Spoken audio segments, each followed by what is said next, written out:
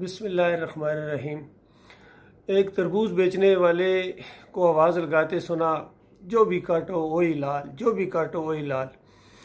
इतनी तेज़ी से बोल रहा था कि वो समझ नहीं आ रही थी कि क्या कह रहा है। पूछने पर बताया उसने कि बस यानी जो भी लेंगे, जिसको भी काट के देखेंगे वही आपको लाल निकलेगा, सुर्ख निकलेगा, मीठा निकलेगा, ये मैं कह रहा हूँ। तो यकीन कीजिए यही चीज़ आज इन हमारे सियासी उलमा के ऊपर, सियासी लीडरों के ऊपर और दूसरे जो मजहबी उलमा हैं उनके ऊपर भी पूरी सादक आती है। जिसको भी देखो ना वही मुशरक, जिसको भी देखो वही मुशरक।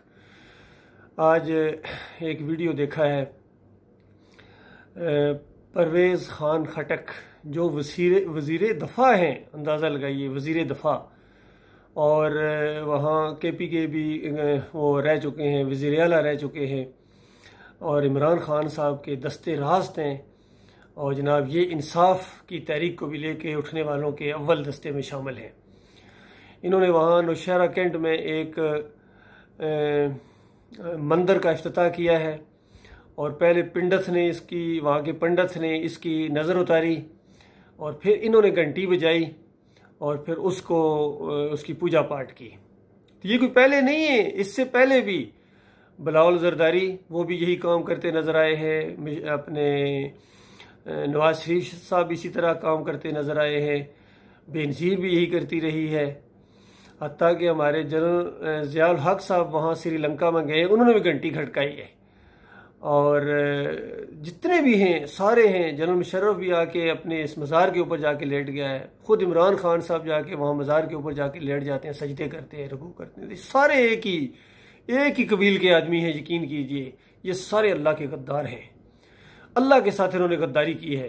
देखो मुल्क के साथ गद्दारी करने वाला कितना यानी नफ़रत की निगाह से देखा जाता है, और किस कदर गुस्से होते हैं उसके ऊपर कौम, और वो किस सज़ा का मुस्तहिक होता है।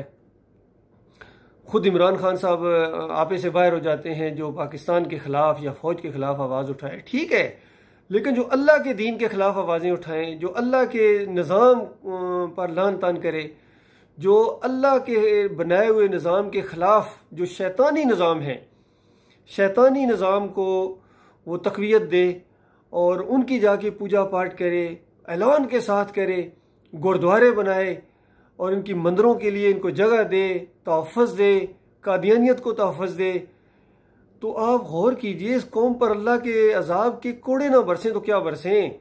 यकीन कीजिए ये थोड़ी सी महंगाई के ऊपर रोना धोना शुरू कर देते हैं ये अवाम, और ये दूसरे ये तो मुस्तहिक हो चुके हैं कि इनके ऊपर अल्लाह ताला पत्थरों की बारिश करे, और पिछली कौमों पर होती रही है। इसी जुर्म की वजह से पत्थरों की बारिश हुई है, पानी के अंदर डुबकियां दे दे के मारा है अल्लाह ताला ने, और चंगार से उनके कलेजे फाड़े हैं। तो वही जुर्म तुम कर रहे हो आखिरी उम्मत के लोगों, मुसलमानों। अल्लाह की बात बिल्कुल सच्ची है। मालिक फरमाता वमा युमिनु अक्सरुहुम बिल्लाह इल्ला वहुम मुशरिकून। अक्सरियत इस तरह ईमान लाती है कि अल्लाह के साथ साथ शिरक भी करते होते मुशरिक हैं।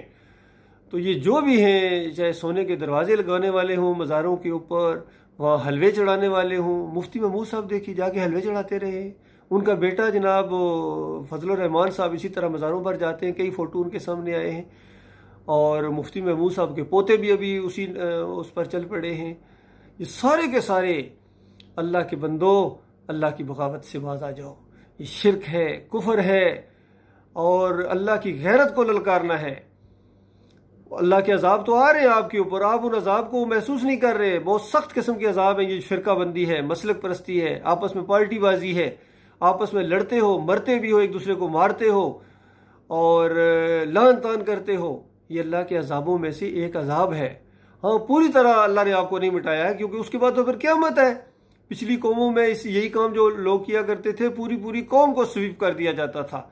जो बात मानते थे सिर्फ उसको बचाया जाता था।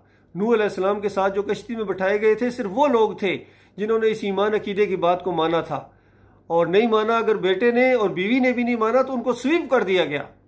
फिर वो सिर्फ मोमन बचे, उनकी नस्ल आगे चली, और फिर उनके अंदर जब आस्ता आस्ता यही बीमारी आई जो आज तुम कर रहे हो कौम के लोगों, फिर इसी तरह मामला हुआ। तो अल्लाह के बंदो तौबा करो, माफ़ी मांगो अल्लाह से, और इससे शिरक और कुफर से और नमक हरामी और गद्दारी से बाज आ जाओ। सारे सारे इकट्ठे हो गए। जिसके पास भी जाओ वो तरबूज की तरह, जिसको काटो वही लाल। जिसके पास जाओ, जिसको मौका मिलता है वो यही, कभी वो हिंदुओं के साथ मिलके उनकी इबादत कर रहा होता है, कभी क्रिश्चियंस के वो मुबारकबाद दे रहा होता है उनकी क्रिसमस के ऊपर, और कभी शियों के साथ मिलके जनाब वो मुहर्रम की वो सबीलें चाट रहा होता है। अभी ये मिलाद नबी का जलसा आएगा, इसके अंदर भी सारे इकट्ठे हो जाएंगे, मुबारकबादें देंगे। हालांकि इनको मालूम नहीं कि 12 रबीउल अव्वल नबी अलैहिस्सलाम की वफात का दिन है। ये वफात के ऊपर खुशियां मनाने वाली कौम। इसी तरह 14 अगस्त के ऊपर क्या हुआ था इससे पहले? कितनी माओ बहनों को वहां हिंदुओं के पास छोड़ के आए थे अल्लाह के बंदो, और फिर उस 14 अगस्त के ऊपर जश्न मनाते हो। हालांकि बदला लेना चाहिए था। और देखिए कितने साल हो गए, 1.5 साल हो गया वहाँ कश्मीर में माँ और बहनों के साथ क्या हो रहा है, इनकी गैरत जाग ही नहीं रही है। और अगर बताइए इंटरनेशनल बरादरी वो जो है ना वो खबर ले जी, इंटरनेशनल बरादरी खबर ले।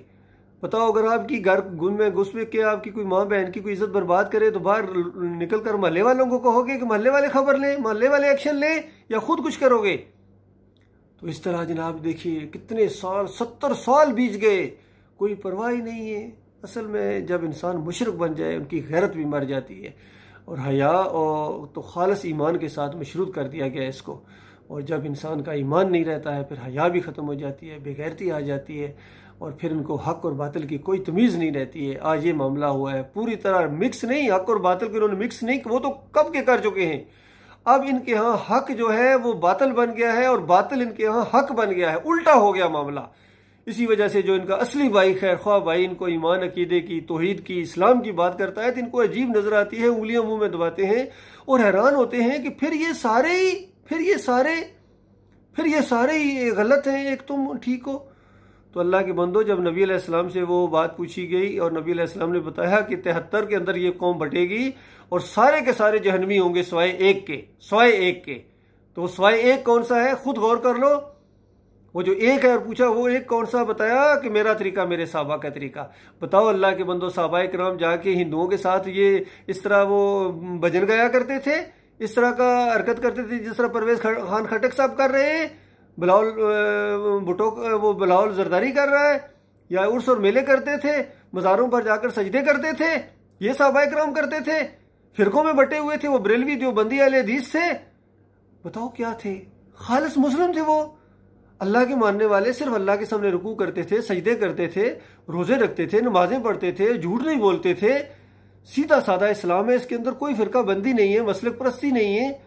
तो बताओ कौन से तरीके पर चल रहे हो, चाहे ये जमहूरियत का तरीका हो, ये तो हिंदुओं का और दूसरा ईसाइयों का और यहूदियों का तरीका है, इस्लाम का तरीका तो नहीं है। तो बचेगा तो वो जो नबी अलैहिस्सलाम के तरीके के ऊपर होगा, जो सहाबाए किराम के तरीके के ऊपर है। लिहाजा मैं आपको नबी अलैहिस्सलाम के तरीके की तरफ दावत देता हूँ, मैं आपको सहाबाए किराम के तरीके की तरफ दावत देता हूँ, और इसी में कामयाबी है मेरे भाइयों। अल्लाह ताला गौर व फिक्र करने और अपने आप को वापस लाने, वापस दीन इस्लाम की तरफ आ जाओ, क्योंकि उससे हट चुके हो पूरी तरह, उसके न सिर्फ हट चुके हो बल्कि उस सही दीन के अब दुश्मन तुम्हें बना दिया गया। ये तुम्हारी बदबख्ती की इंतहा है। और दीन इस्लाम का मजाक उड़ाने में सबसे ज़्यादा इन मौलवियों ने किरदार अदा किया, पीरों ने, मौलवियों ने, सियासी लोगों ने, ये जितने आए हैं, जिस अंदाज से भी आए हैं, इन्होंने खालिस एक लबादा उड़ा हुआ है दीन इस्लाम का। और अनकरीब तुम्हारा ये लबादा उलट दिया जाएगा, मरने के साथ तुम्हें वो आग लगेगी जो बुझाए ना बुझेगी। लिल्लाह तौबा करो, माफ़ी मांगो और लौटो अपने ईमान खालिस की तरफ, दीन इस्लाम की तरफ। अल्लाह ताला आपको इसकी तौफीक अता फरमाए।